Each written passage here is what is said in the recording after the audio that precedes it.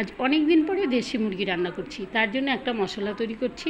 কিছু পেঁয়াজ, কাঁচা লঙ্কা, টমেটো, আদা, ধনে, জিরা দিয়ে একটা পেস্ট করে নেব সুন্দর করে। তারপর চিকেন আমি ধুয়ে নিয়েছি, এখানে 600 গ্রাম চিকেন আছে। সেই চিকেনের মধ্যে কেটে রাখা পেঁয়াজ, রসুন আর হলুদ, নুন দিয়ে ভালো করে মেখে নেব।